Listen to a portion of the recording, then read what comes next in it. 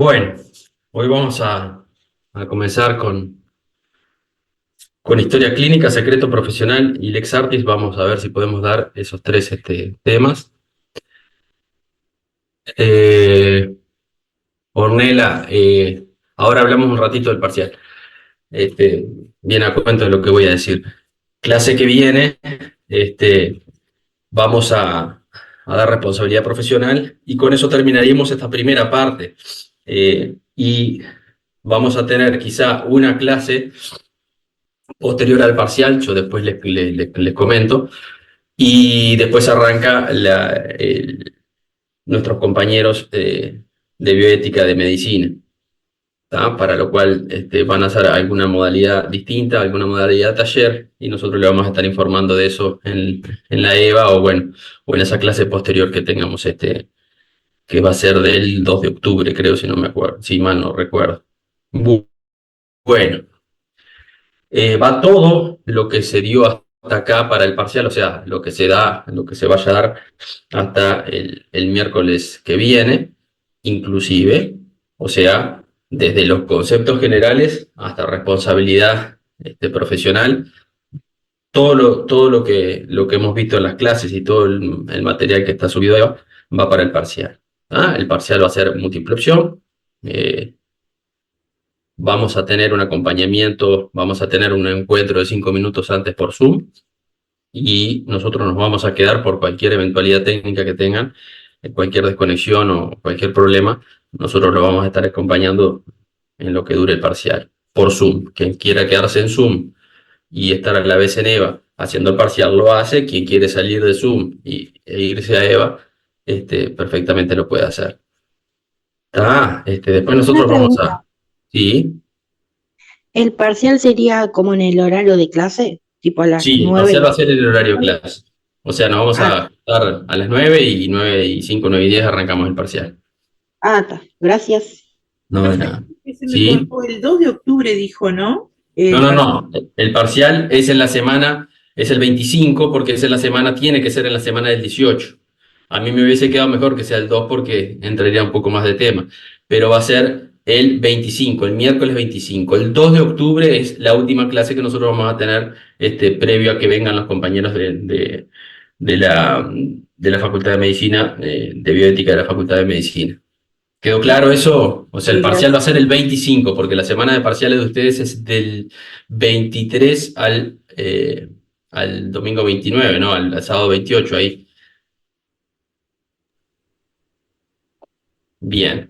Profe, buen día. No sé si dijo, pero quería saber cuánto tiempo teníamos para el parcial y cuántas No, no, eso preguntas. lo voy a decir 5 minutos antes Está perfecto. del mismo día del parcial. Van a ocupar el tiempo de clase, no todo el tiempo de clase, pero van a ocupar el tiempo de clase a partir de las 9. ¿Está? Bueno,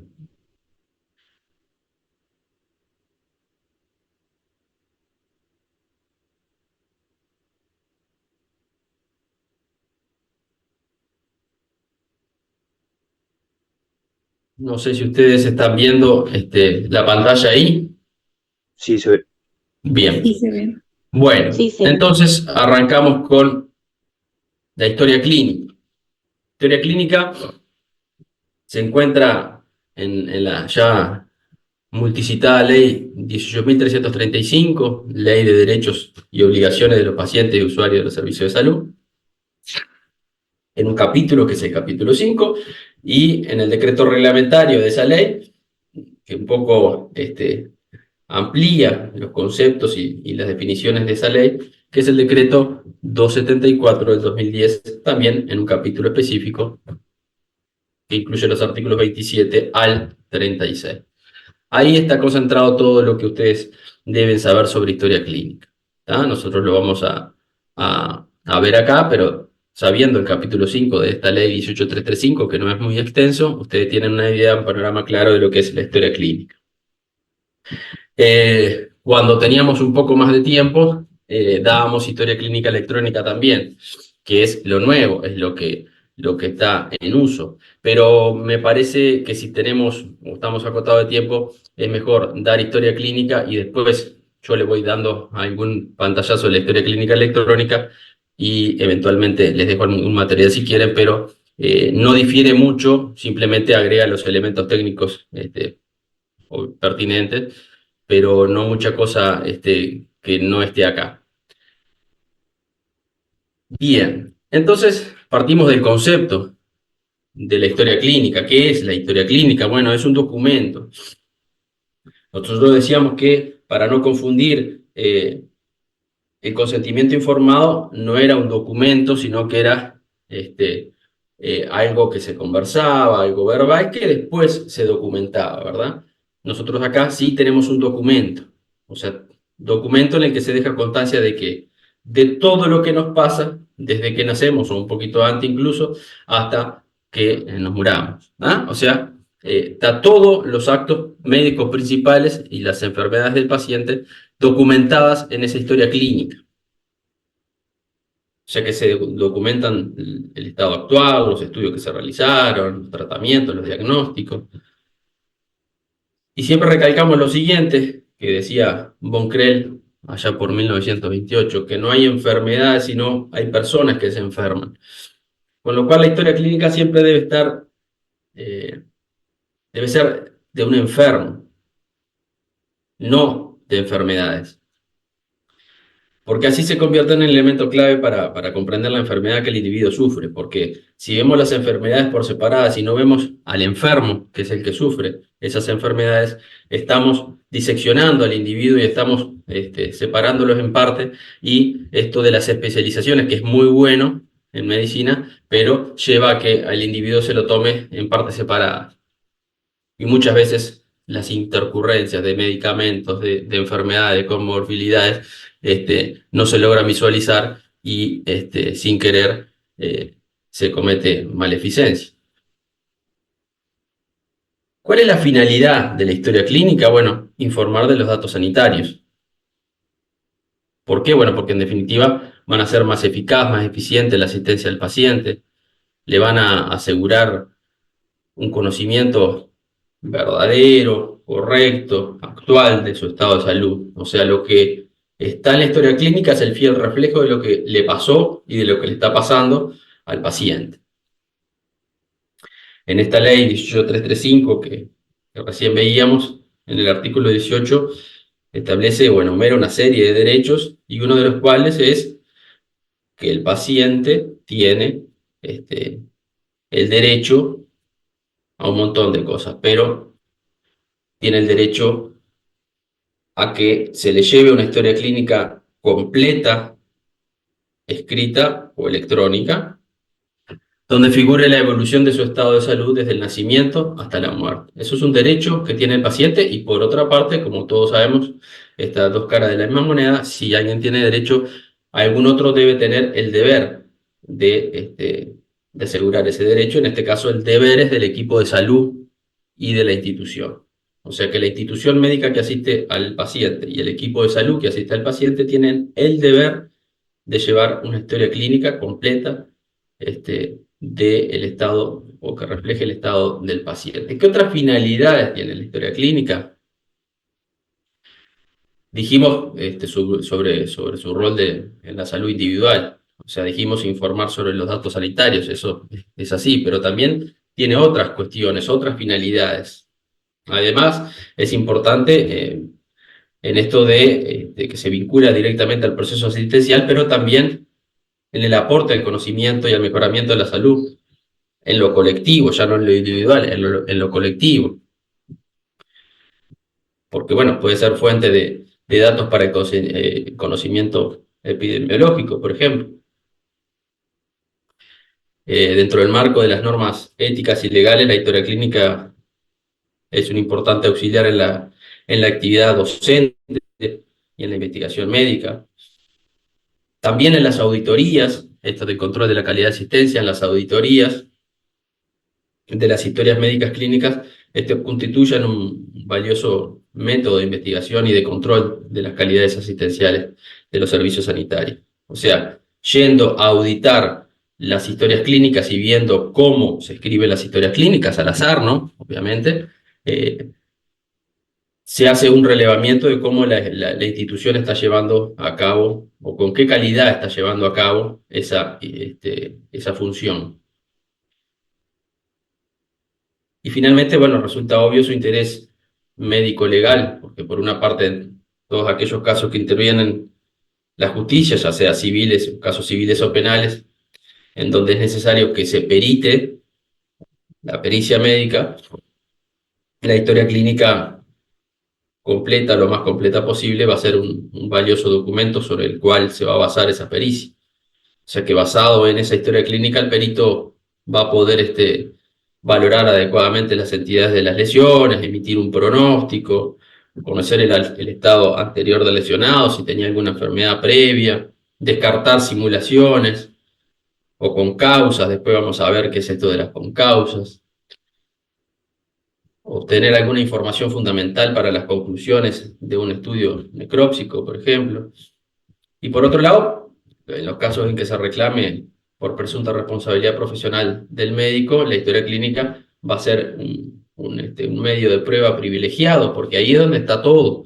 Si se llevó en forma completa, muchas veces se le tiene miedo a la historia clínica, pero muchas veces es lo que termina salvando al médico de la responsabilidad profesional. Así que llevar una historia clínica completa es la mejor ayuda que puede tener el médico al momento de una defensa en juicio. Así que, bueno, como dijimos, los servicios de salud Profe, tienen el derecho y el deber de llevar una historia clínica de sus pacientes en forma escrita o electrónica, y los trabajadores de salud tienen el derecho y el deber de consignar bajo su firma en la historia clínica los datos y la información de los pacientes. Esto es fundamental porque todos todo el personal de salud que interviene con un paciente debe, bajo su firma, dejar en la historia clínica consignado lo que hizo, ¿no? Lo que se le recetó, lo que se le hizo, bueno, obviamente la paraclínica también está incluida en la historia clínica, o sea, todo lo que es imagen, etcétera, y los informes de esas imágenes van a estar en la historia clínica.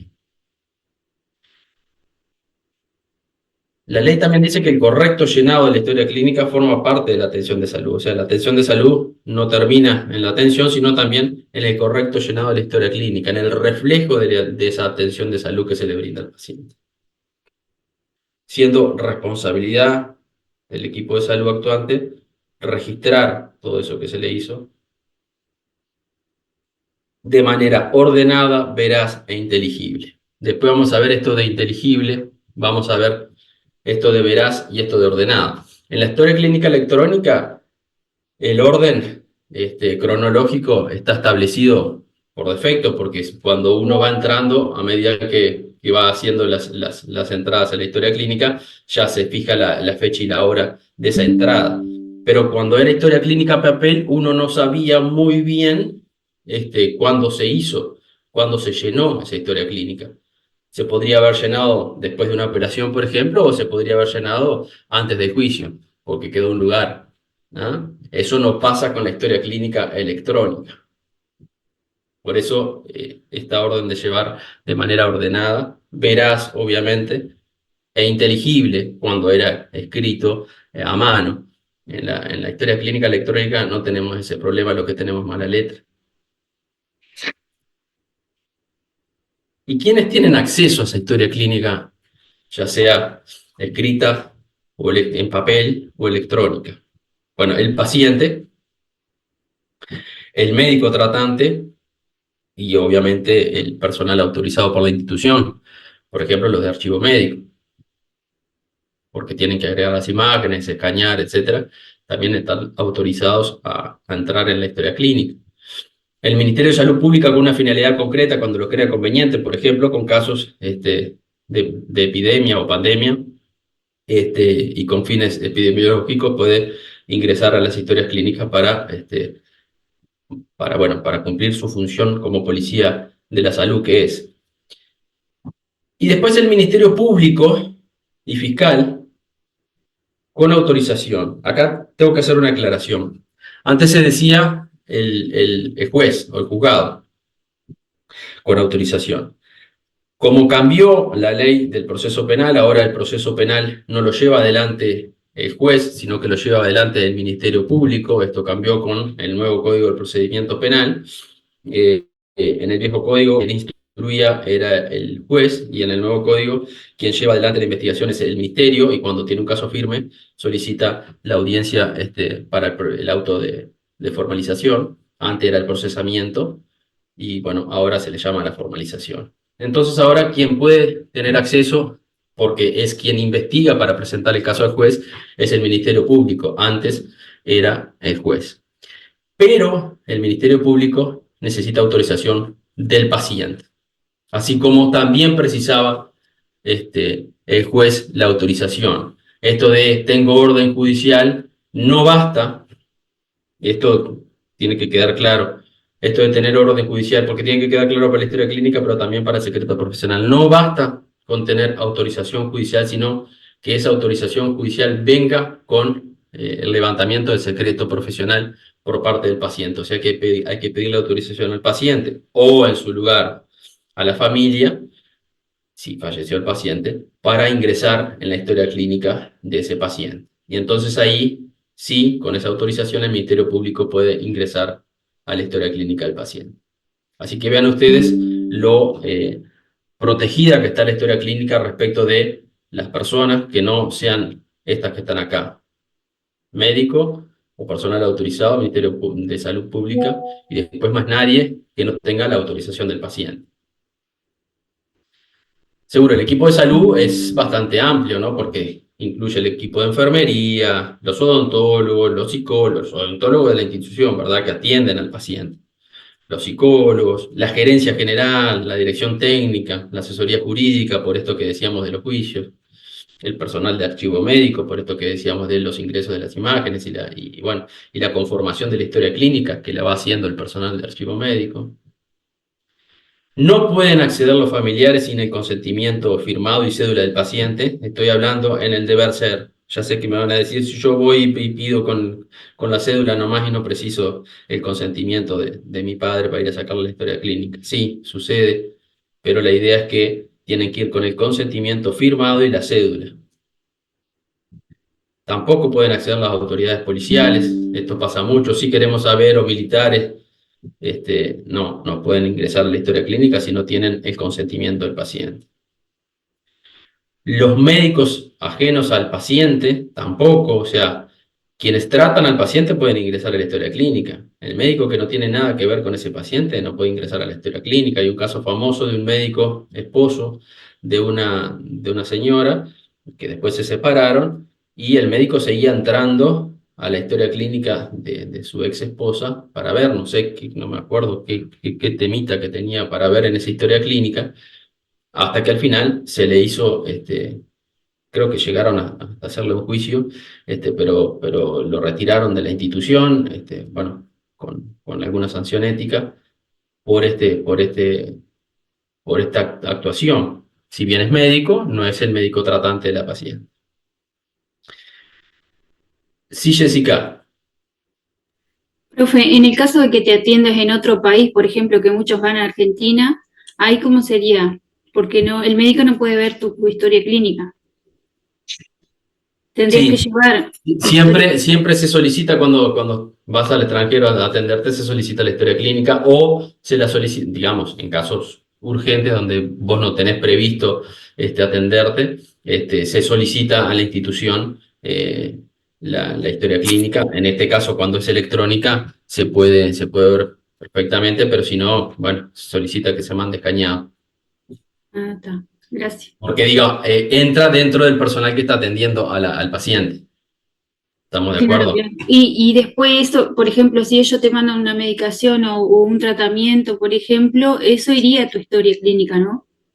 Lo que pasa es que ahí no puede, o sea, ellos pueden tener acceso a la historia clínica, pero no pueden ingresar porque no están en el sistema.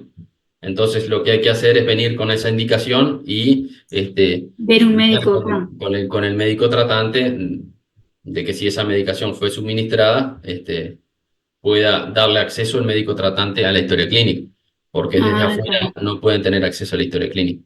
Si bien pueden verla, ¿no? No pueden ingresar a tipear ujú. y a recetar medicación e incluirla en la historia clínica. Sí, Camilo, Buen día, profesor. Usted y para los compañeros que también. buen día. Yo se suscitó un caso aquí en Salto hace unos días, no quiero puntualizar mucho en el tema, como usted ya ha hecho referencia en otras clases anteriores.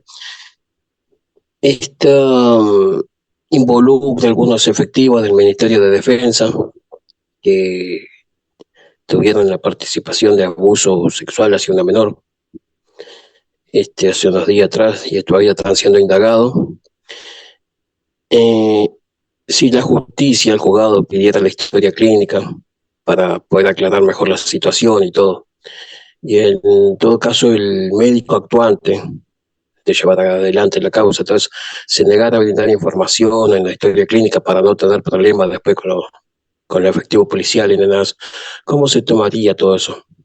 No, para no tener problemas con los efectivos policiales, no la tiene que brindar salvo consentimiento del paciente, en este caso de los padres del paciente.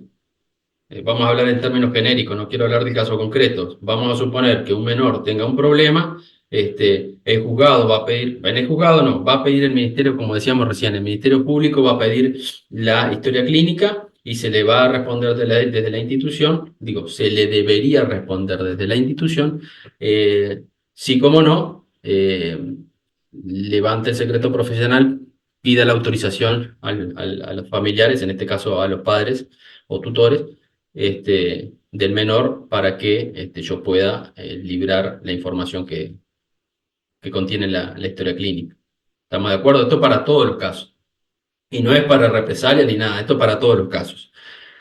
Se solicita la historia clínica por parte del Ministerio Público, la institución lo que tiene que decir es sí, cómo no, o sea, no puede haber una obstrucción a la justicia, pero por favor, el consentimiento de la persona para que yo le pueda brindar la historia clínica. ¿Quedó claro? Sí, profesor, muchas gracias. Eh, Revelar el contenido de la historia clínica sin que fuera necesario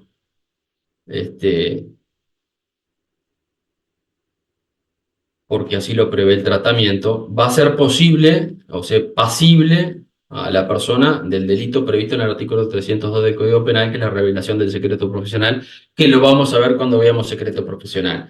Pero desde ya les digo que revelar el contenido de la historia clínica también incluye la revelación de un secreto profesional y por ende también incluye una pena prevista en el Código Penal.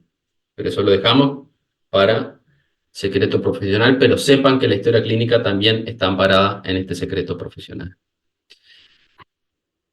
Nos preguntaba en la clase pasada una compañera, la historia clínica, si el paciente tiene derecho de ingreso, etcétera. Sí, por supuesto, porque la historia clínica, lo dice la ley, es propiedad del paciente.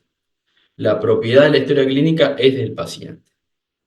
El paciente tiene no solamente derecho a ingresar a su historia clínica o a solicitarla, a revisar la historia clínica y a obtener una copia de la misma. Obviamente la copia va a ser a su expensa, muchas veces no se la cobra, pero muchas veces sí. En caso de ser indigente, se lo va a dar en forma gratuita.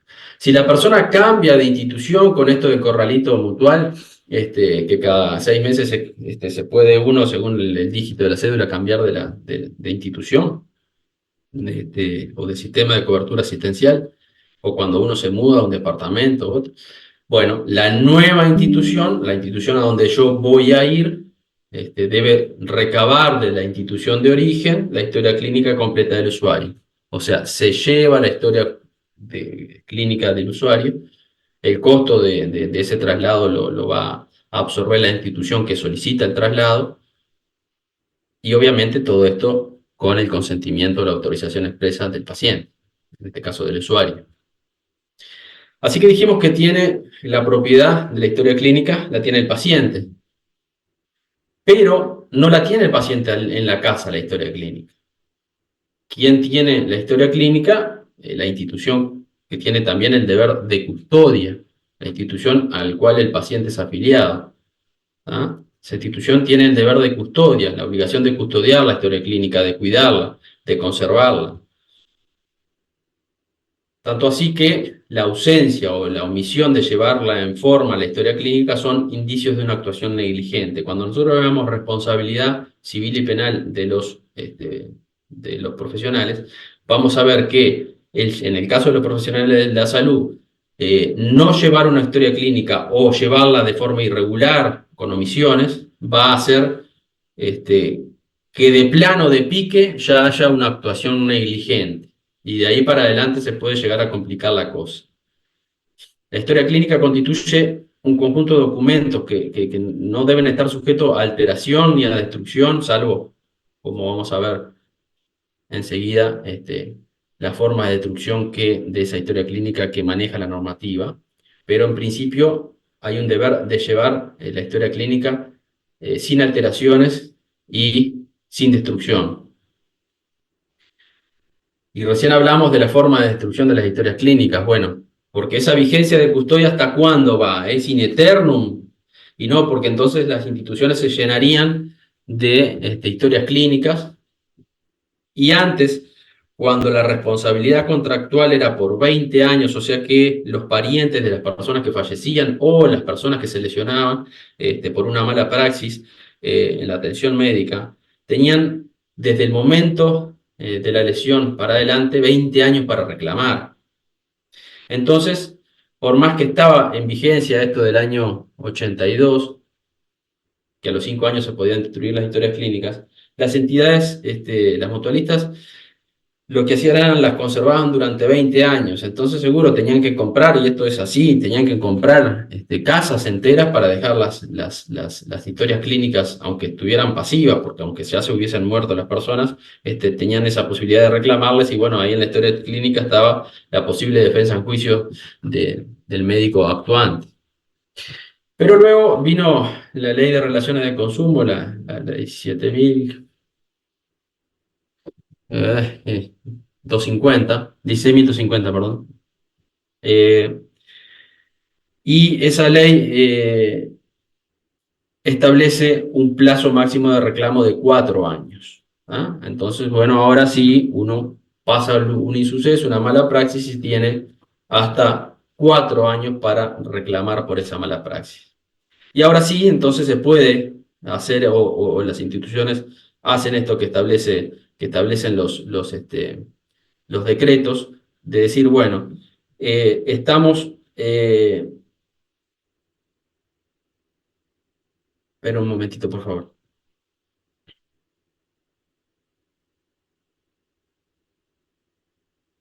Estamos 2 años de inactividad, o sea, el paciente no se atiende, no hay nada, no pasa nada, no hubo ninguna atención en 2 años. Esa historia clínica pasa de activo a pasivos, ¿no? Pasa a la historia clínica pasivas. Y después, en ese lugar de los pasivos, de las historias clínicas pasivas, porque no se atendió, pasan 3 años más, sigue sin atención, la historia clínica puede destruirse, pero lo que dicen los decretos es que siempre hay que confeccionar. En aquel momento, en el año 82, no había otra cosa que confeccionar lo que se llamaba una tarjeta fichero, donde se hacía un breve resumen, un esquema, no sé, de lo que, de las cuestiones más importantes que le sucedió al paciente, y obviamente de las cuestiones más importantes en el final de su vida, que era lo importante para el objeto de reclamo o para alguna cuestión a los efectos epidémicos. Hoy ya se sustituye por microfilmaciones, foto digital, escaneo, o sea, hoy lo que se hace es, se escanea toda la historia, se la deja, no ocupa el lugar físico, se escanea y se destruye el papel, ¿no? Con las historias clínicas electrónicas ya no va a pasar eso, estamos hablando de las historias clínicas de papel. Así que, como vimos, se maneja como una teoría integradora. La historia clínica es propiedad del paciente, pero no la tiene en su casa. Si nosotros somos propietarios de una moto, la tenemos en nuestra casa, propietario de la casa, vivimos en la casa, bueno, pero acá no, la historia clínica es propiedad del paciente, Es propiedad intelectual del equipo de salud porque el paciente no puede poner cosas adentro de la historia clínica. Lo que sí puede es decir, bueno, no, corríjanme la fecha de, yo qué sé, de nacimiento o esto o lo otro que está mal. Eso lo puede hacer por la 18331, que es la ley de datos personales. Puede decir, bueno, mire, yo estoy viendo que en la historia clínica acá me pusieron tal cosa y soy tal otra. Eso puede hacerlo. Pero no puede él mismo escribir cosas en la historia clínica. O sea que la propiedad intelectual es del equipo de salud. Quienes sí pueden escribir, quienes sí pueden ingresar y establecer, digamos, las cuestiones que se le hicieron al paciente, ese es el equipo de salud. Pero el deber de custodia y de conservación es de la institución, no es del médico, es de la institución, que es el que cuida, el que conserva la historia clínica. ¿Ah? O sea, propiedad del paciente, propiedad intelectual del equipo de salud, y quien custodia y la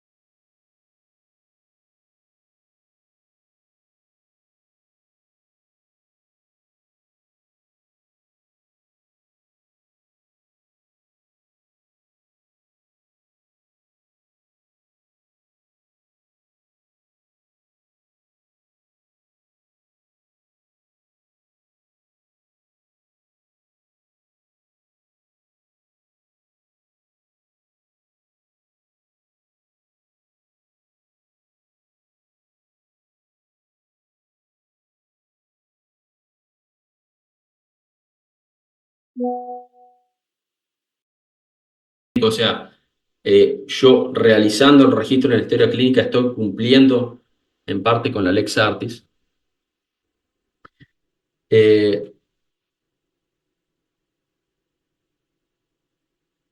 Esto de las fallas en las historias clínicas, las omisiones, las negligencias, llevarla de forma ordenada, de forma completa, puede generar reclamos judiciales o puede complicar algún reclamo judicial.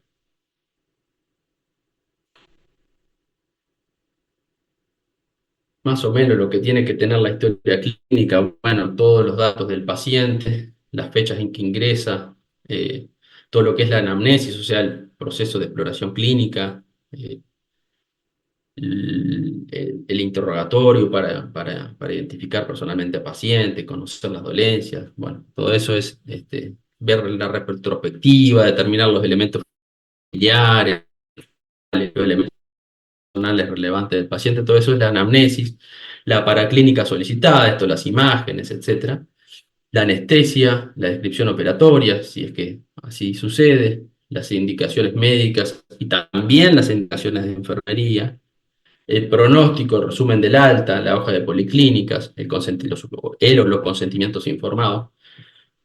Y bueno, el contenido en definitiva y por último, de la historia clínica, debe transmitir lo que ocurrió, ¿ah? Para llegar en lo posible a un diagnóstico, justificar un tratamiento y un resultado final. Como dijimos, es la historia de lo que le ha pasando al paciente desde que nació hasta este momento o hasta el momento del fallecimiento. Tiene que escribirse en forma clara, con abreviaturas convencionales, fecha y hora de cada evento sanitario, identificación legible de los profesionales. O sea, cada profesional que indica algo tiene que decir, porque muchas veces lo que pasaba es que hacían un garabato y no se sabía qué profesional había actuado. Tiene que poner su número, el profesional, su número profesional y la firma, y en lo posible aclaración de firma, para que se vea bien claro quién atendió al paciente.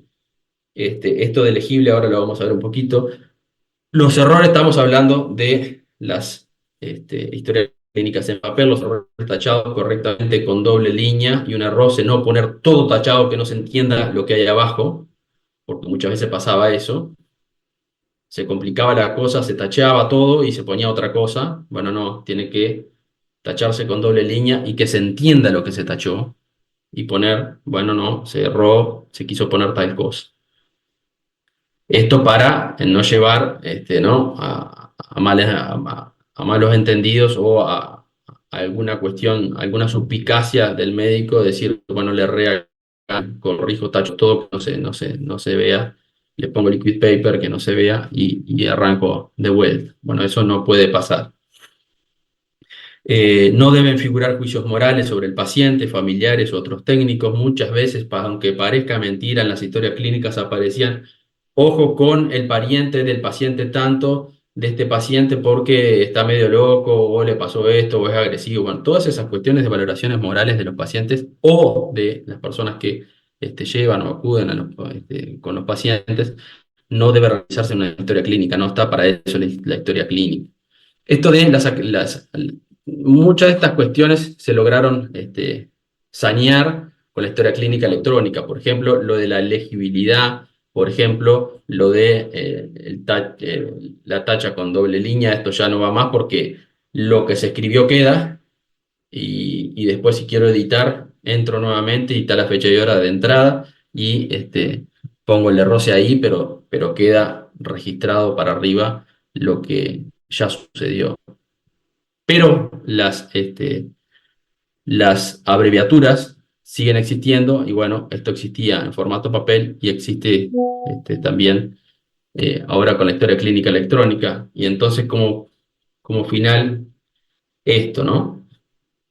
A nosotros nos llega esto como personal de la salud, estas indicaciones. ¿Hay abreviaturas convencionales? No, yo puedo poner CTI, sí, bueno, todo el mundo sabe lo que es CTI. Pero esto complica las cosas, porque primero el nombre no se sabe si dice Gómez o qué es lo que dice, y quiero que ustedes vean si ustedes pueden adivinar lo que pide la médica o el médico acá. Lo que podemos entender es BPS, sí, pero más nada. Y digo que esto Paracetamol, complica, dice. porque esto... Sí, Manuel. Paracetamol, dice. Bueno, digo que esto complica porque Katiuka... No, yo quería agregar que se va a eliminar todo esto porque hoy, por ejemplo, en mi trabajo, que trabajo en la salud, teníamos un Zoom de capacitación para usar hasta las prescripciones, ya no se va a recetar más, se va a eliminar la receta papel, justamente por eso. Sí, perfecto. Perfecto, Katiuka, y muy bueno el aporte. Porque estas cuestiones, aunque no sean indicación médica, sí es un pase. Y entonces dice: agradezco entregar a la paciente foto de la primera ecografía para presentar en expediente de BPS por trámite personal de la paciente. Ni en la vida nosotros vamos a poder adivinar lo que decía eso, ¿no?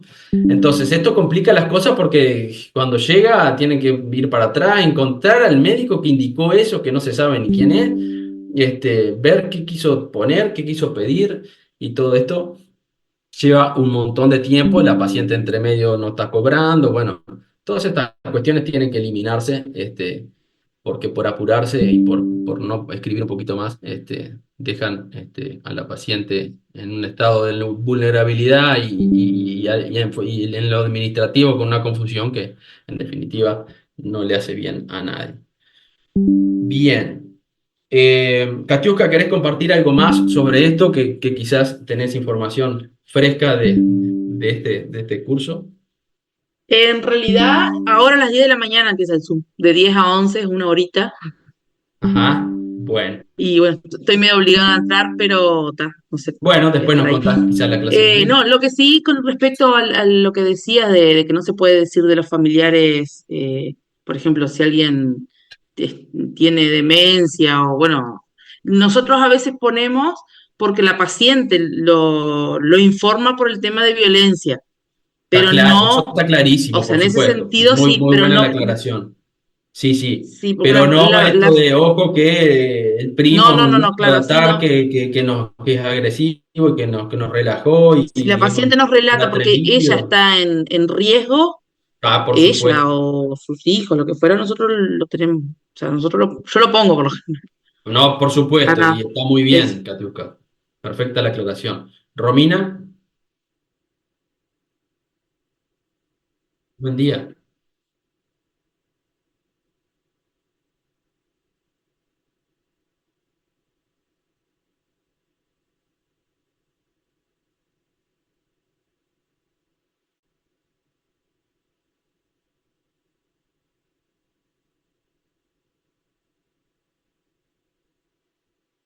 No, pero se pone paciente agresivo.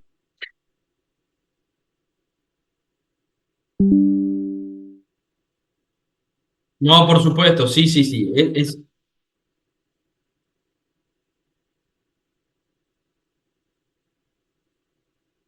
Está perfecto, Romina. Sí, sí, va en el mismo sentido que Katiuska. Esto simplemente son anotaciones, digamos que se ven, pero no son valoraciones que se hacen subjetiva, digamos. Es algo que pasó, ¿no? Es algo que pasó o que la paciente dice, o el paciente dice que está pasando, ¿verdad? Pero no es una valoración que uno hace como profesional de forma subjetiva. Bien, ¿alguien más que quiera? Olga Tome agradece a las compañeras por la aclaración, sumo a ese agradecimiento. Jessica, Yo quería preguntar, entonces, el médico le dice qué poner en la historia clínica a los demás participantes de salud. cada participante, la intervención que le hace la hace a título personal y pone lo que digamos, lo que entiende pertinente de su actuación profesional. ¿Tá? El médico puede sugerir y puede, digamos, consignar en la historia clínica sus propias apreciaciones de lo que realizó. No sé, Katiuska, que quizá tú, no sé si Eh, fuiste tú o fue la otra compañera que habló sobre no, eso. fue Romina, pero no, es como decís vos, cada uno eh, pone lo que, como percibe, la percepción de cada uno. Después sí se trata de unificar criterios con el otro, con el colega, porque claramente es un trabajo en equipo, o sea, yo no voy a ir en Exacto. contra de lo que dice el ¿Tú qué sos, médico. Katiuska? Partera. Bien, Y, y nada, se trata de unificar criterios. bien, sí, sí, Pero sí. yo, y también a veces, y en el caso de Romina, que capaz por orden jerárquico, no sé ella, pero no sé cómo se maneja ahí el orden jerárquico, si A tiene que ver, poner sí Romina. o sí lo que le dice.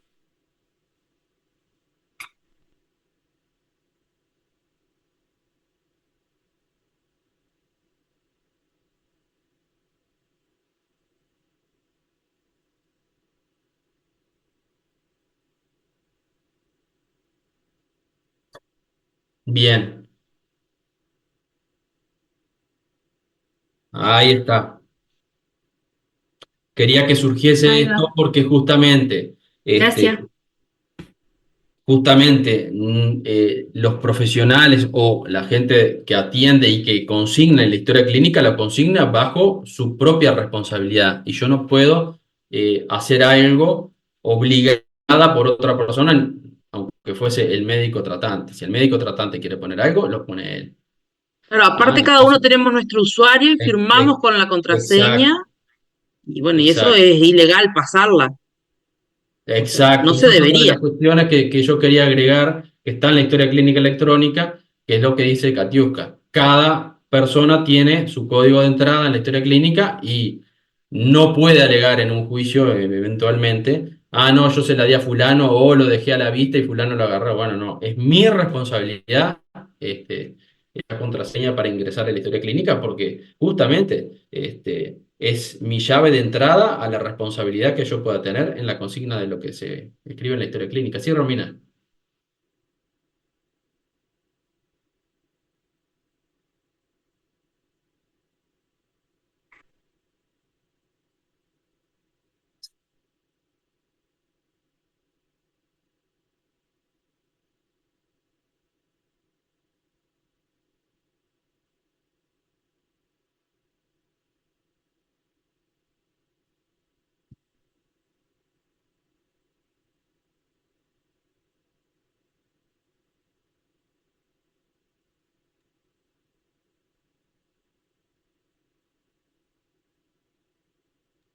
Por supuesto, en tu lugar de trabajo y en todos lados. Igual eso no corre más, Romina. No sé, pero eso de coso electrónico, yo hace rato que no escucho que lo hagan, por lo menos donde su trabajo. Está obligado a venir. Sí. Mm. Hay un libro.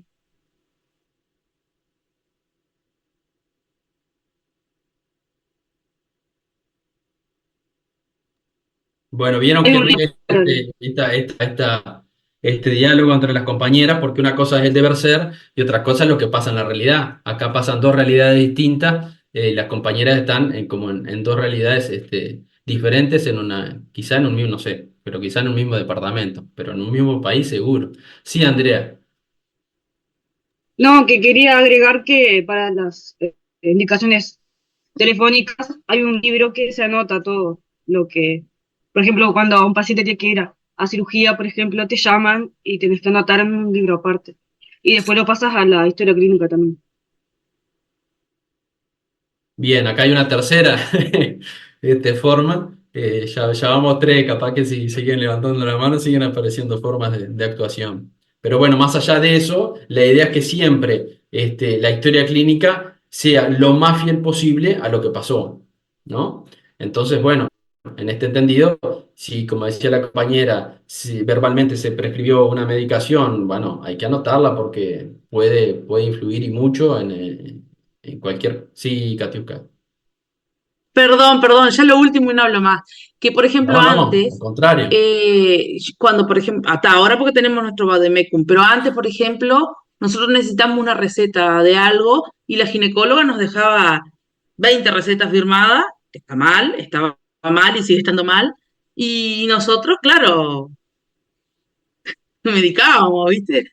Pero ahora tenemos restringido, o sea, no podemos hacer eso y ahora que va a ser las recetas electrónicas, menos que menos, ¿no? Sí, sí.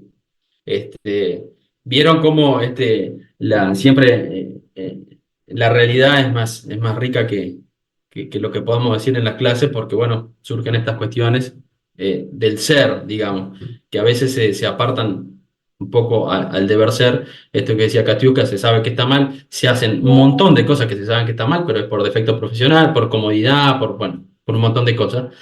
Pero bueno, se van tratando de corregir y bueno, la idea, como digo, y que tiene que quedar como resumen, es que la historia clínica sea un fiel reflejo de lo que pasó. Bien, bueno, seguimos con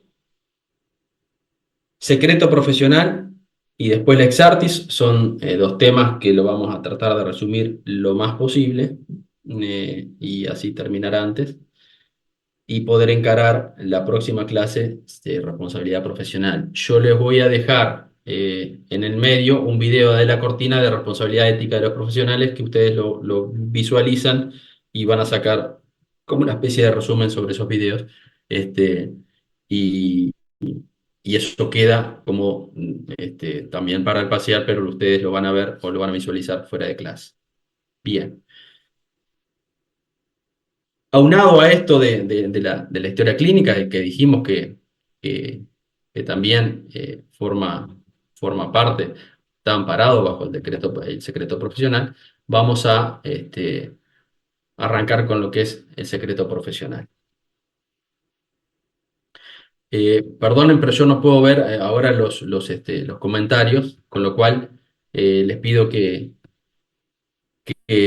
levanten la mano o simplemente interrumpan y arranquen a hablar porque yo no los puedo ver compartiendo pantalla. Y creo que no lo tengo a mi tocayo, así que no me puedo asistir en eso. Bueno, secreto profesional. Decía Riquelme allá por 1876, imaginen los años. La obligación moral del secreto profesional está fundada en su interés general. O sea, la obligación moral del secreto profesional, el respaldo, el argumento de por qué nosotros debemos guardar secreto profesional, es el interés general, el interés colectivo, ¿no? El interés general. Y la destrucción del secreto profesional, la violación del secreto profesional, cuando yo rompo el secreto profesional, afecta a toda la sociedad. ¿Por qué? Porque despoja a los profesionales de las confianzas que lo rodean. O sea, el profesional, al profesional lo rodea una confianza, que si rompe esa confianza, el paciente de algún modo se afecta, pero también se afecta la sociedad. ¿Ah? ¿Por qué? Porque, bueno, uno no le va a contar al médico sus cuestiones personales porque el médico uno cree que va a ir a buscar amigos a la institución. No, el médico es quien, o el personal de la salud, no el médico, todo el personal de la salud, y es más, todos los profesionales nos vienen a ver para solucionar las cuestiones profesionales, no como amigos, confesores, ¿verdad? O sea que el secreto profesional yo lo voy a hablar en general, sea para el psicólogo, para el abogado, para el médico, para la partera, para las enfermeras, para quien sea, vale el secreto profesional. Ahora vamos a ver que aunque uno no sea profesional, también tiene que estar adherido a ese secreto, pero ahora lo vamos a ver. Pero en definitiva, esto, ¿no? Que afecta la confianza de los profesionales y afecta a toda la sociedad, porque después toda la sociedad va a decir, ah, sí, pero imagínense ustedes que un psicólogo viola el secreto profesional. Imagínense, se va y que eso después repercuta, o sea, digamos que se haga público, qué confianza van a tener, no solamente en ese psicólogo, sino en todos los psicólogos, los pacientes. Van a ir al psicólogo y quizá no les cuentan todo lo que tienen que contarles por miedo a que el psicólogo salga a contar. Imagínense lo fatal que puede ser eso para la atención psicológica. Entonces, lo que debemos recordar es la confianza, y de esto habla de la cortina. Dice, bueno, cuando un ingeniero se equivoca, después decimos, ah, todos los ingenieros son iguales, o cuando un abogado se equivoca, decimos, ah, todos los abogados son iguales. Bueno, esa es la confianza que se quiebra de todo el colectivo, no solamente de ese médico o de ese profesional en particular, de todo el colectivo. ¿Y qué es el secreto profesional? Es lo que se tiene reservado o oculto, dice el diccionario de la Real Academia Española. Pero en una acepción un poco más jurídica, Ordóñez Castilla, que es un connotado jurista uruguayo, dice, bueno, se considera secreto un hecho que se requiere tener escondido, reservado, ¿no? Por considerar que su conocimiento podría perjudicar a alguien. O sea que por secreto se entiende que hay hechos ocultos cuya naturaleza exige que no se divulguen. Esto del profesionalismo, bueno, señala Castaño Restrepo, se identifica en estos casos con el saber escuchar. O sea, un profesional tiene que saber escuchar, tiene que observar, tiene que saber observar la realidad, pero al mismo tiempo tiene que saber callar. ¿No? O sea, de esta manera, el profesional, según el código de deberes propio de cada profesión, que dijimos estos códigos deontológicos, el código deontológico o el código de ética médica es el único que está legislado en nuestro país como ley, pero todos los otros son códigos que los realizan los propios profesionales y que resguardan a esos propios profesionales de la ética que deben llevar a cabo, transmiten a la sociedad los valores con los cuales actúan, etc. Y concilia el interés que signa su oficio, que es el interés de beneficiar a las personas en lo que pueda como profesional, con el interés particular de que lo requiere. Esto de el principio de beneficencia con el principio de autonomía. Yo no puedo, como dijimos, hacer el bien a una persona que no lo quiere.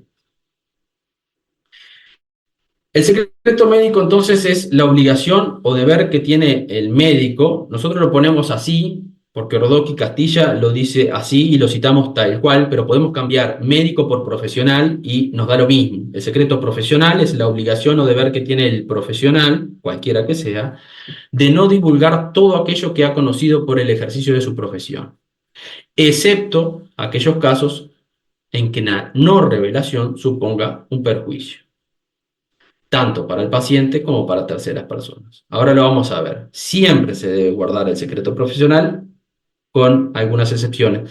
Acuérdense cuando vimos el consentimiento, que también tenía algunas excepciones cuando no se debía pedir consentimiento. Bueno, el secreto profesional también tiene unas excepciones, que son muy pocas, y ahora las vamos a ver.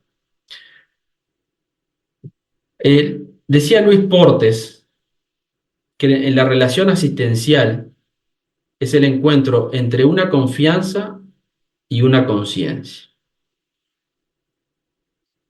De manera tal que, como decía Loret, que estaba al inicio de la placa, no hay medicina sin confianza, no hay medicina sin confianza, no hay confidencias sin confianza, o sea, si yo no tengo confianza en alguien, no le confío a algo, y no hay confidencias sin secretos, porque si yo te estoy confiando algo, tenés el deber de guardar el secreto.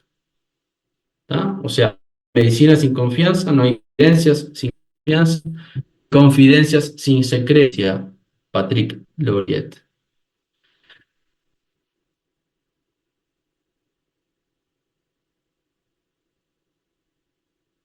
Bien, el secreto profesional como manifestación del derecho a la intimidad. Adriasola, que era un connotado jurista, fue juez de paz, fue juez letrado y murió muy joven. Decía que la intimidad es el lugar donde se resguarda todo aquello que nos hace sentir autónomos. Y autónomos y diferentes, ¿no? Todo aquello que nos hace sentir autónomos, todo aquello que nos hace sentir diferentes, se lo resguarda, se lo guarda en la intimidad. Y que debe permanecer por esto mismo vedado a los terceros, salvo que la propia persona lo quiera revelar. ¿Tá? O sea que el secreto profesional es la manifestación del derecho a la intimidad. Derecho a la intimidad, que es un derecho humano fundamental, como vemos en la Declaración Universal de Derechos Humanos, aquella que nosotros vimos, que estaba redactada en 1948, que fue un consenso ético entre todos los, entre 44 estados, pero hoy lo han firmado o se han adherido a ello casi todos los estados. En su artículo 12 dice que nadie será objeto de inmisiones arbitrarias en su vida privada, su familia, su correspondencia, ni los daños a su honor o reputación. Toda persona tiene derecho a la protección de la ley contra tales inmisiones o daños, o sea que acá encontramos el fundamento del secreto profesional. ¿Ah? Porque acá encontramos tutelado el derecho a la intimidad de las personas, como un derecho universal. Y este derecho humano fundamental de la intimidad tiene como una de sus derivaciones el secreto profesional. Si yo cumplo con el secreto profesional, estoy cumpliendo con el derecho a la intimidad de las personas, estoy cumpliendo con la autonomía que debo de resguardar de esa persona.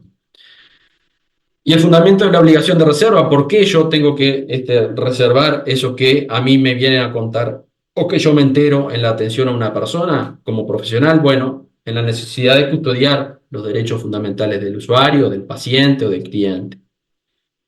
¿Qué valores entienden ustedes que deben estar incluidos en esta protección? La imagen es un valor que yo debo cuidar como profesional del paciente. Sí.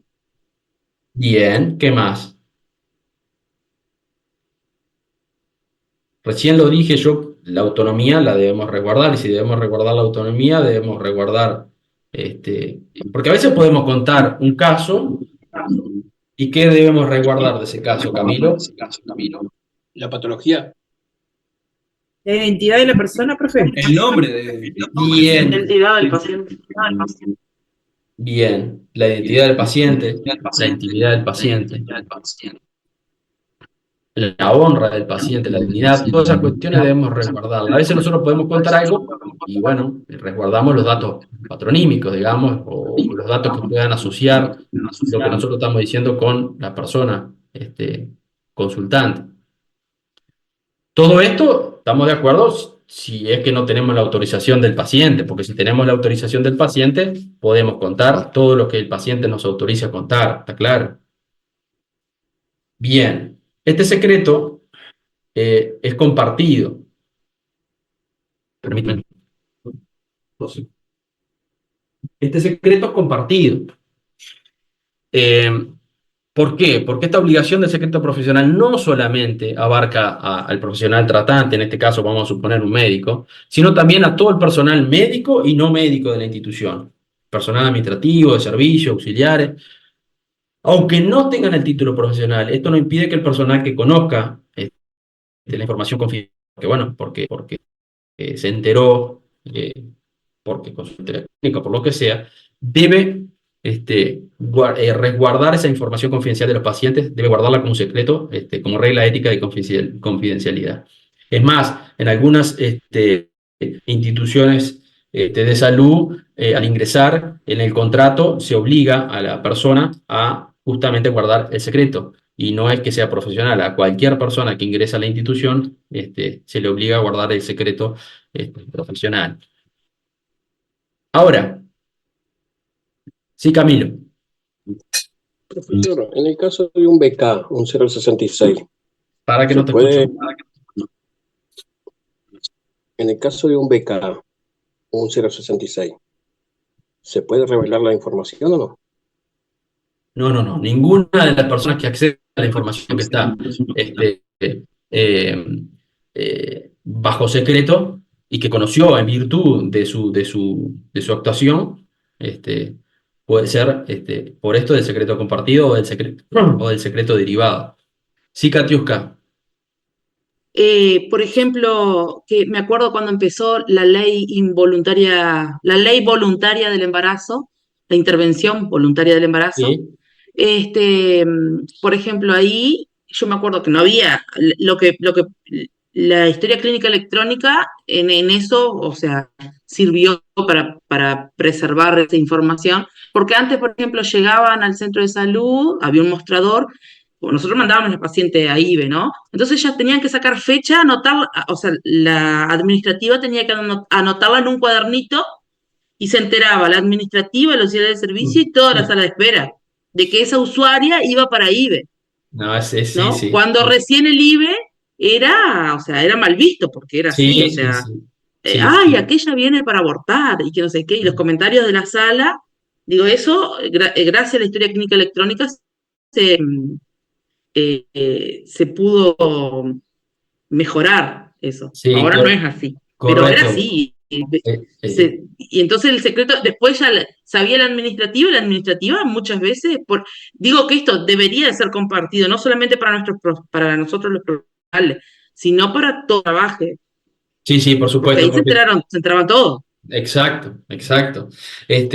Pasó, tiene razón Katiuska con este muy acertado comentario, y también porque estaba en una situación de vulnerabilidad la persona que se iba a realizar una interrupción voluntaria del embarazo, porque se enteraba un montón de gente, incluso la atención era en los boxes que fue al lado de otras personas que nada tenían que ver con el tema. Y bueno, no digo, bueno, como todo se va aprendiendo sobre la marcha, pero los primeros son los que padecen esas cuestiones, en ese momento hasta de estigmatización. Yo creo que ya se los comenté, pero también en en las etapas tempranas del HIV-Sida, la gente también era sumamente estigmatizada al punto de perder familia, trabajo, etcétera, por razones de su enfermedad.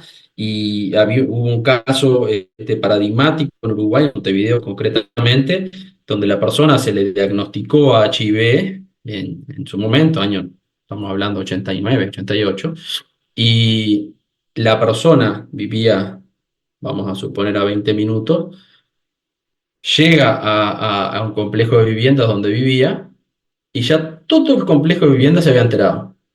O sea, al tipo, en el traslado de 20 minutos desde la atención hasta su lugar de residencia, ya había pasado por un montón de gente y ya había llegado a su lugar donde vivía, con todo lo que eso implicaba, ¿no? Y también más cercano en el tiempo lo vimos muchas veces con el COVID, ¿no? Los primeros casos de COVID, absolutamente estigmatizantes a un montón de gente, y bueno, estas cuestiones, El chisme viaja ahora que... rapidísimo. Sí, Matías, No, que el chisme viaja rapidísimo. sí.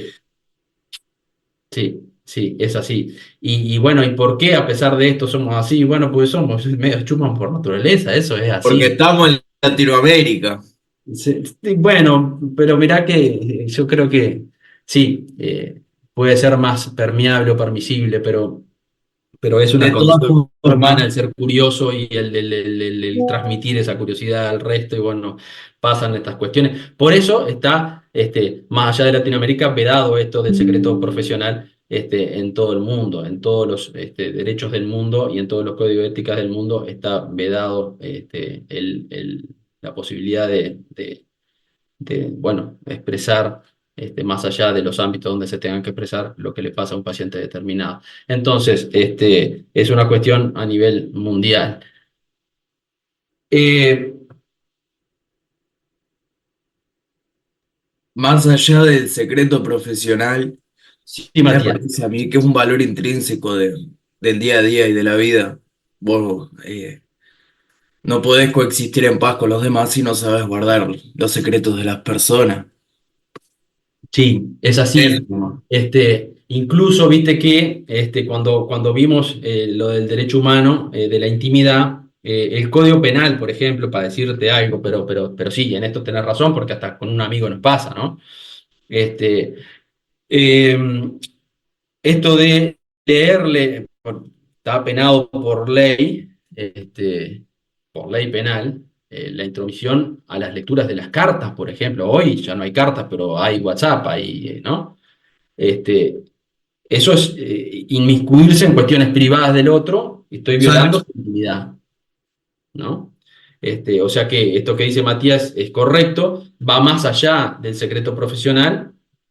El secreto profesional, dijimos, es un derivado del derecho a intimidad, pero el derecho a intimidad tiene un montón de otras cuestiones, como por ejemplo esto de la interceptación y la revelación de contenidos de cuestiones privadas, ya no de pacientes, sino de personas, en sentido amplio, violación de correspondencia, etc.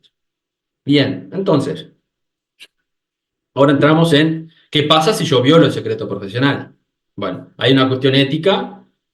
Hay una cuestión contractual con las entidades de las cuales yo dependo como profesional, ¿no? Que ahí tendré mis consecuencias jurídicas con la institución de la cual dependo, pero tendré mis consecuencias jurídicas y también mis consecuencias éticas, pero mis consecuencias jurídicas con los pacientes. Y entonces tendré una responsabilidad civil por violación del decreto profesional. Imagínense ustedes este caso que yo les contaba de la persona con HIV-Sida que llega a su casa y ya todo el mundo se enteró. Ahí hay o tiene la posibilidad esa persona de reclamarle a quien, bueno, primero investigarse de dónde salió y después reclamarle a esa persona por los daños derivados porque pueden haber daños gravísimos, por ejemplo, la pérdida ya el solo hecho de esa revelación es grave, pero también acarrea daños gravísimos como la pérdida del trabajo, etcétera, etcétera.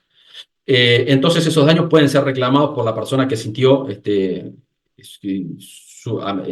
amenazada, ¿no? Pero ya directamente violada su intimidad, y probados los daños consecuentes de esa violación, puede reclamar en forma civil, y entonces afrontar el profesional en este caso el profesional de la salud, pero cualquier profesional, puede afrontar un juicio civil mediante el cual se le reclame los daños ocasionados y, bueno, pagar una determinada suma de dinero a la persona a la cual se le violó esa intimidad.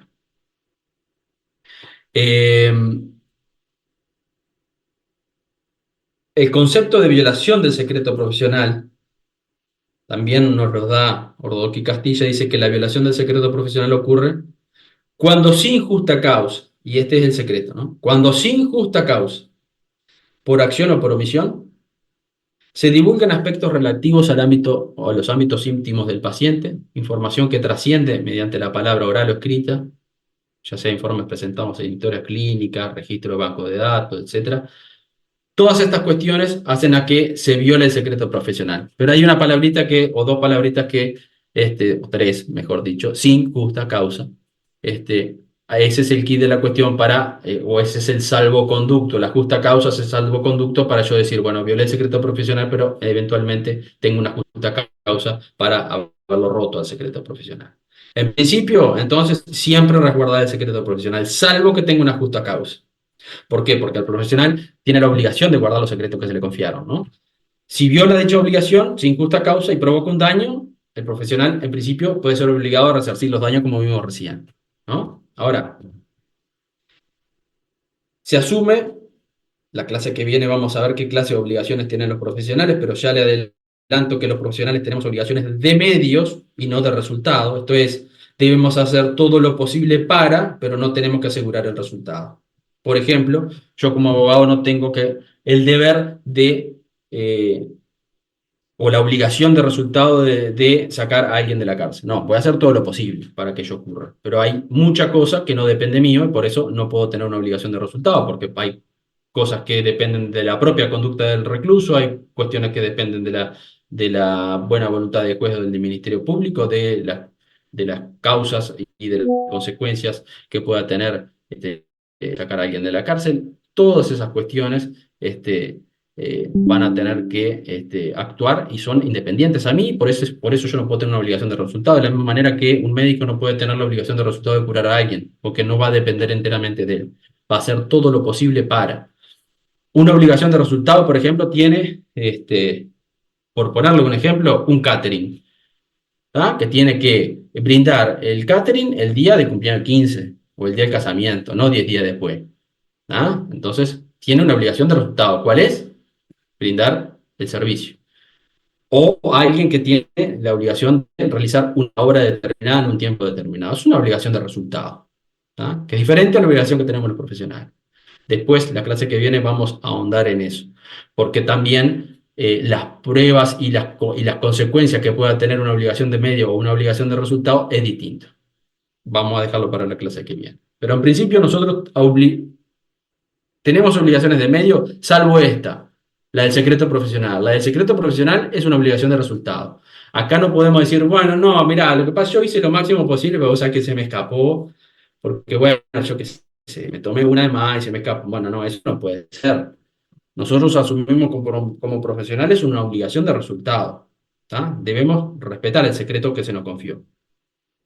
Y esa obligación perdura incluso finalizada la relación profesional. Yo no puedo decir, ay, no, era cliente o era paciente mío, pero acabamos ahora, ya no es más cliente o paciente mío, yo puedo decir lo que quiera, porque total, ya ahora. No, no, no. ¿Por qué? Porque nosotros nos tenemos que retrotraer a cuando se nos confió. Cuando se nos confió era cliente o paciente nuestro. Y esa obligación perdura aunque finalice la relación laboral. Cuando yo he tenido, pocas veces he sido citado a declarar porque un cliente ha dicho, bueno, no, yo quiero que el doctor Ferreira, yo qué sé, diga cómo fue tal cosa, lo primero que hago es, ¿me revela el secreto profesional? Sí. Si no me revela el secreto profesional, ahí me paro y me voy. Porque la persona me tiene que revelar el secreto profesional. Me tiene que decir, bueno, si cuente todo lo que yo le conté, bueno, ahí cuento, si no, no. Aunque ya no haya sido, aunque ya haya finalizado la relación profesional. Lo mismo con cualquier otro profesional. Perdón la autorreferencia, pero digo, a veces hablo de lo que conozco. Responsabilidad penal por violación del decreto profesional. Vimos que había una responsabilidad civil, o sea que si yo, siendo un profesional sin justa causa, ahora vamos a ver de qué se trata eso, pero sin justa causa violo el secreto profesional, entonces voy a tener que responder eventualmente por los daños que esa violación le causó a la persona. Y respondo frente a la persona y respondo con plata frente a la persona, ¿no? Indemnizando, resarciendo esos daños a esa persona. Ahora, también tengo, conjuntamente con la responsabilidad ética, la responsabilidad contractual para con la mutualista para la que trabajo, la responsabilidad civil, o puedo tener una responsabilidad penal por la violación de ese secreto profesional. Penal quiere decir que, bueno, eventualmente podría ir a la cárcel por eso. No es el caso estricto de esto, porque como ustedes ven acá, tendré que pagar una multa que va de 100 a 600 URs. Pero la multa se la paga el Estado. Y otra vez, el que sin justa causa revelar secretos que hubieran llegado a su consentimiento, a su conocimiento, en virtud de su profesión, empleo o comisión, acá ven ustedes que el Código Penal, nosotros lo usamos porque dice profesión, pero como bien decía Matías, va más allá de la profesión. Puede decir también por el empleo o por la comisión, dice el Código Penal. Será castigado cuando el hecho causare perjuicio. Ojo que el hecho tiene que causar perjuicio. Si no causa ningún perjuicio, yo no soy castigado. El hecho tiene que causar perjuicio. No soy castigado por la ley penal. Sí puedo ser castigado éticamente, pero no por la ley penal. Castigado éticamente en esto de decir, bueno, yo firmé un consentimiento, firmé un contrato donde decía que yo no podía revelar un secreto y bueno, ese contrato, al romperse el secreto profesional, también se puede romper el contrato. Y, bueno, y aparte la destitución del lugar donde se trabaje. Exacto, por eso se rompe el contrato y producto de eso te destituye. Bien, Katiuska, por la aclaración. Bien, entonces, esto que decíamos en la historia clínica, que lo atábamos al secreto profesional, porque el artículo 18 de la ley 18.335 dice que la historia clínica es propiedad del paciente, será reservada y solo podrán acceder a la misma, como vimos, el personal administrativo, los responsables de la atención médica, en el caso el paciente o su familia, y el Ministerio de Salud Pública cuando lo considere pertinente. El revelar el contenido de la historia clínica, ya lo dijimos, lo volvemos a repetir, sin que fuese necesario para el tratamiento, obviamente, o sin que mediare alguna otra cuestión, como por ejemplo el permiso del paciente, hará pasible del delito previsto en el 302 del Código Penal, que es 100 URs a 600 URs. Ya les digo cuánto está una UR, pero 1.600, o menos. 1.600 pesos, bueno. Ahí tienen el valor de la multa que tendría que pagar, más los daños a resarcir en vía civil si es que se reclaman por parte del paciente. Ahora, vieron que decía justa causa, que bueno, en este caso exime de ilicitud. ¿Qué quiere decir esto? Que si yo tengo una justa causa para revelar el secreto profesional, entonces yo no tendré que responder ni por el delito, ni responder por los daños frente a la persona. Y una justa causa es consentimiento de la persona. Si la persona me autoriza, me releva del secreto profesional, no tengo ningún problema porque la persona me lo relevó. Y es la única que me lo puede relevar. Acuérdese de eso, no porque venga una orden del juez, no porque venga una orden del Ministerio Público y Fiscal, yo tenga que revelar la información. La revelo siempre y cuando la persona, y solamente la persona, bueno, en su caso los familiares y la persona fallece, porque bueno, se entiende que está dentro de los derechos sucesorios, me la autoriza. O cuando tengo un deber jurídico o una imposición legal para revelar cierta información. Por ejemplo, cuando está en juego la salud pública, como dijimos. Cuando está en juego la salud pública, que como dijimos está por sobre la salud privada, y entonces el caso de epidemias, pandemias, etcétera, bueno, ahí si está en juego la salud pública, yo puedo, tengo una justa causa para eximirme de la revelación del secreto profesional sin ninguna repercusión respecto de mi responsabilidad. Y después cuando hay un perjuicio para el paciente o para otra persona. Por ejemplo, cuando hay un caso, perjuicio del paciente, ¿qué se les puede ocurrir que pueda haber de perjuicio para el paciente? Que un paciente viene y me dice que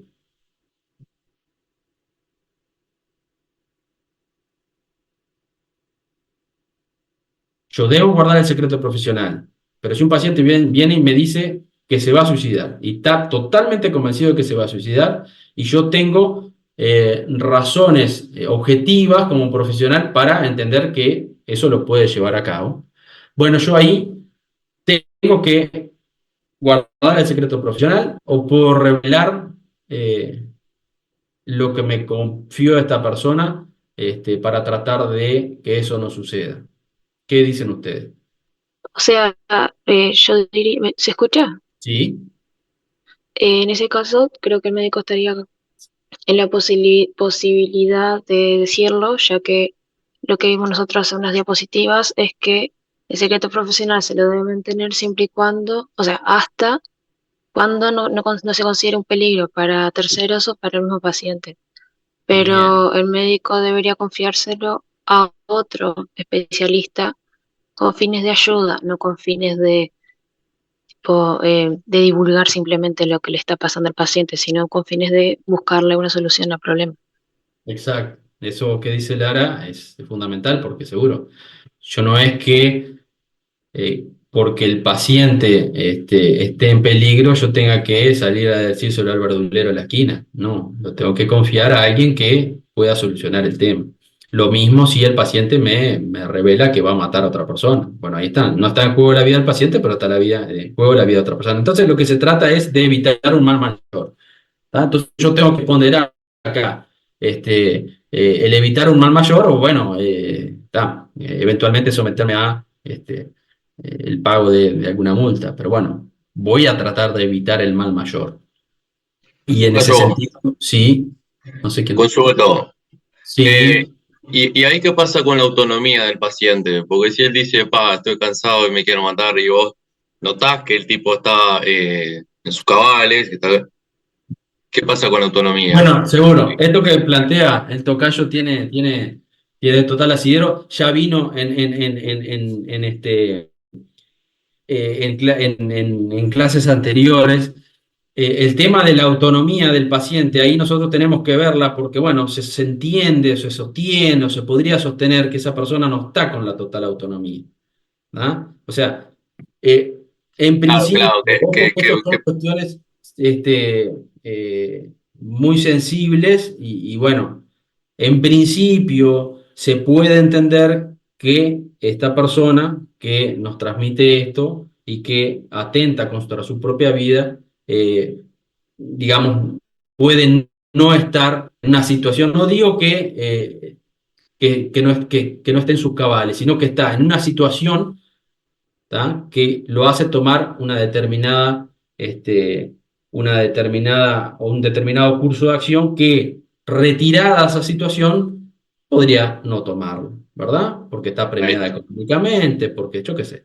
Entonces, ahí está. Entonces consideramos que la persona está bajo una presión, bajo algo que lo está llevando a tomar esa decisión, que que le normalmente no es una impide no decisión. tomar una decisión autónoma, sí, eso mismo, tocayo. Le Perfecto, impide no tomar una perfecto. decisión autónoma. O sea, Gracias. lo toma al suicidio como una salida y nosotros, por fuera de esa situación, podemos entender de que, retirada la situación de base que pueda afectar o que pueda estar condicionando esa decisión, puede no tomar ese curso de acción. Ojo que seguro, esto estamos en una delgada línea, ¿no? Entre la beneficencia y la autonomía. Pero bueno, la autonomía, como vimos, tiene sus limitaciones. Por eso, cuando nosotros vimos los principios, bueno, la beneficencia y la autonomía están ahí y a veces se pueden contraponer. Esto de que decíamos, nosotros no podemos hacer beneficencia si el paciente no quiere, pero bueno, tenemos que ver si el paciente es plenamente autónomo. Yo creo que en estas situaciones, y esto es una cuestión particular, creo que en estas situaciones el paciente no es totalmente autónomo porque hay o coacciones externas o coacciones internas que están impidiendo tomar una decisión con autonomía y por eso ahí hay que acudir a la beneficencia antes que preservar la autonomía. O sea, evitar un mal mayor. Bueno, vamos a hacer lo siguiente. Si están cansados, si dicen, bueno, hasta acá llegamos, no queremos ni verte más, cortamos por acá y yo le dejo Lexartis subida. Si no, vemos Lexartis y nos vamos, como ustedes quieran. Ustedes me dicen y actuamos en consecuencia. Por mí siga, profe, pero no sé, los demás. Los demás, Camilo, Profesor, disculpe, ¿esta clase queda grabada? no estoy grabando, pero va a quedar material, no se preocupe. Sí, sí, podría seguir. Son 10 minutos más, les prometo. Bien. Bueno, eh,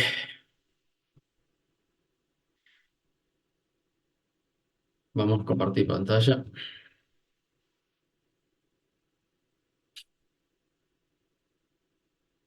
El último tema de hoy que digamos que va a dar pie a lo que viene en la clase que viene, que es responsabilidad civil y penal de los profesionales, es el tema de la Lex Artis, ¿no?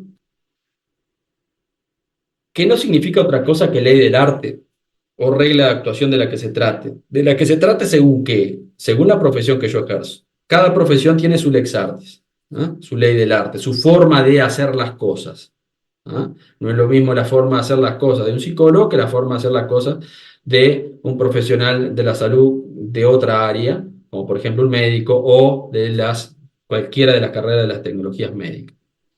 Cada una de esos campos o áreas de la salud va a tener una forma determinada de actuar, ¿no? Y por fuera del área de la salud, también otras profesiones tendrán cada uno su forma de actuar.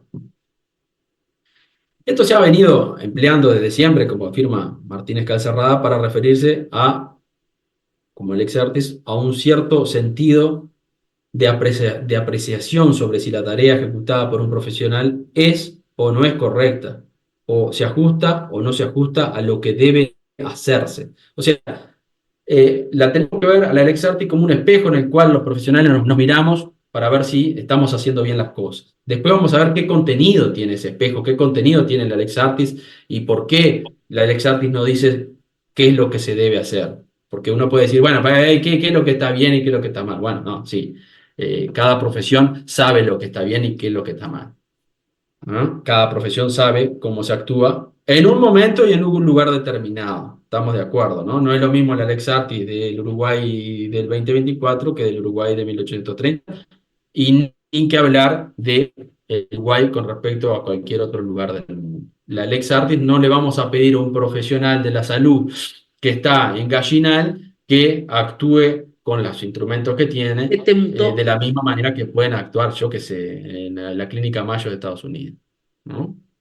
La Lex Artis, de acuerdo eso se llama Lex Artis ad hoc, o sea, Lex Artis para el caso en concreto. ¿Tá? Le tenemos que pedir que actúe de acuerdo a la Lex Artis para el caso concreto, de acuerdo a las circunstancias en las que está en ese momento, ¿verdad? Entonces, si la actuación del profesional se adecúa a estas reglas técnicas, a ver, la Lex Artis comprende cuestiones éticas y morales, pero básicamente son reglas técnicas. No sé, Mati, si quería decir algo.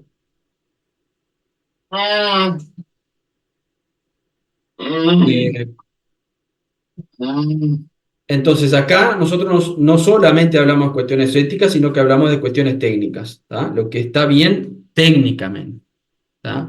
Entonces, si la actuación se adecúa a las reglas técnicas pertinentes, se habla de un buen profesional, un buen técnico, un buen artesano, de una buena praxis. Entonces, actuar de acuerdo al Lex Artis es hacer lo que se sabe hacer conforme a la formación que se recibió. Como decimos, cada profesión tiene su especialización y su técnica. Se toman en cuenta los usos y las costumbres dentro de cada materia, dentro de cada ciencia, dentro de cada profesión. O sea, para su ejercicio, cada profesional de cada profesión cuenta con ciertas reglas, ¿no? Esas reglas van a estar atadas al estado del saber de la ciencia, van a marcar las pautas de qué y cómo, con qué herramientas debe conducirse cada profesional. Y esos usos, esas costumbres, se extraen de la experiencia, ¿no? O sea, ¿de qué se llena el Lex Artis? ¿Qué es en definitiva el Lex Artis? Bueno, es todos los usos y costumbres, las técnicas aplicables en un determinado caso o para un determinado caso, de acuerdo a la experiencia que se tiene sobre el tema. ¿Ah? Los libros, los estudios realizados, las publicaciones académicas, las conferencias, las revistas especializadas, todo eso llenan la Lex Artis y nos dicen cómo debemos actuar, cómo está avanzado, el estado del arte. ¿Ah? Nosotros tenemos que estar de tal manera ayornados para que el estado del arte sea compatible con nuestra acción. ¿Ah? No podemos estar en el estado del arte del 1800 ni del 1930, no, tenemos que estar en el estado del arte o actuar con el estado del arte del 2024. ¿Ah? Eso es, en definitiva, la Lex Artis, y por eso es que nosotros debemos estudiar toda la vida. No es que nos recibimos, nos formamos y con eso quedamos, porque desde que nos recibimos pasaron 3 años y ya lo que estudiamos ya muchas veces quedó atrás. Entonces, la Lex Artis nos muestra cuál debe ser la conducta a desplegar o la técnica a emplear respetando las pautas que son mayormente aceptadas por la práctica y por la experiencia, conforme al conocimiento de la época. Entonces, estos protocolos de actuación que a veces tenemos en salud son realizados de acuerdo a la Lex Artis. Bueno, la Lex Artis indica que para este caso nosotros debemos hacer esto y esto, recetar esto y esto, ¿no? Es la práctica, la experiencia, pero también todo el estado del arte que nos indica cómo debemos actuar frente a un caso en particular o frente a casos de la misma especie. Así que, si nosotros actuamos en la Lex Artis, se supone que estamos haciendo bien las cosas o conforme a la práctica normal de lo que ocurre o sea, si consultamos a 10 profesionales de la misma área, nos van a decir si las cosas se hacen de esta manera. ¿Ah? O sea, no hay ninguna duda que las cosas se hacen así. Entonces, si nosotros no lo hacemos así e incurrimos, o podemos, puede que no, pero si no actuamos de acuerdo a la Lex Artis, podemos incurrir en malas praxis. Quiero que quede claro, no es que si nosotros no actuamos en la Lex Artis, automáticamente incurrimos en mala praxis. Podemos no incurrir en mala praxis, pero muy probablemente pueda pasar de que si nosotros no actuamos en la Lex Artis, no actuamos como se debería actuar en una situación determinada, podemos incurrir en una mala práctica, ¿ah? Por no seguir la Lex Artis. Y eso puede generar daño y eventualmente una responsabilidad civil o penal.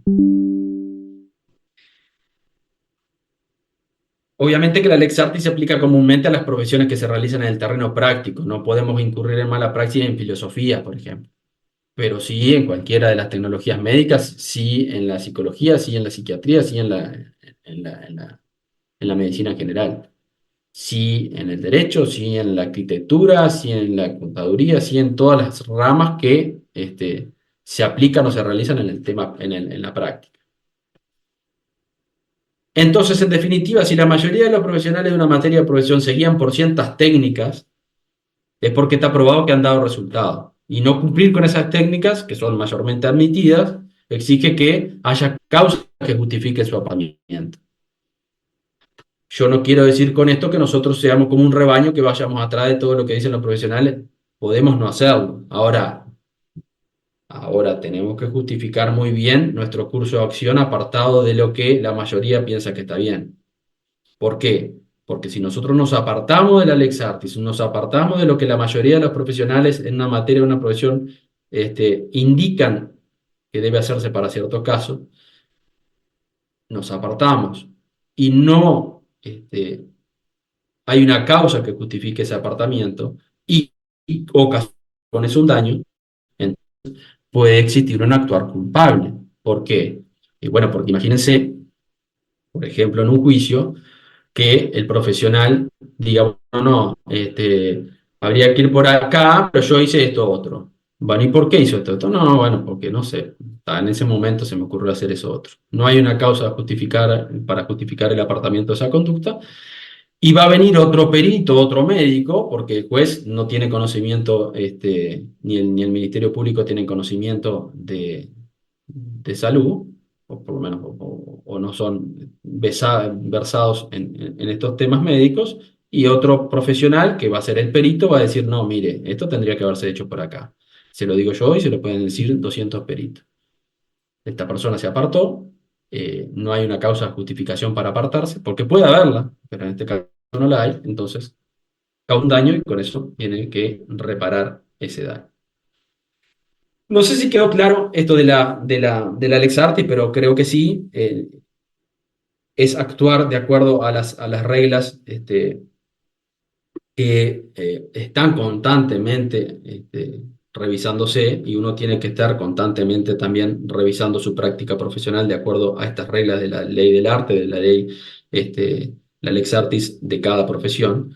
Por esto tenemos que estar siempre en constante estudio para acompasar esos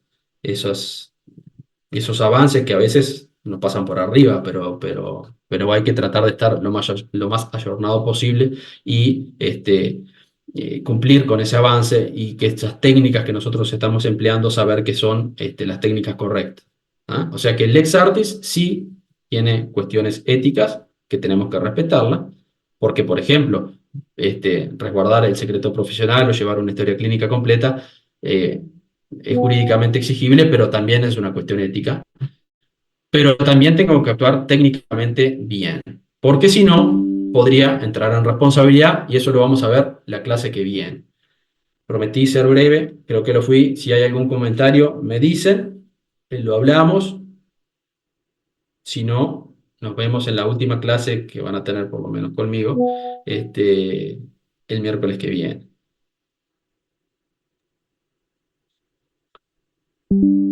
Gracias, Rodrigo.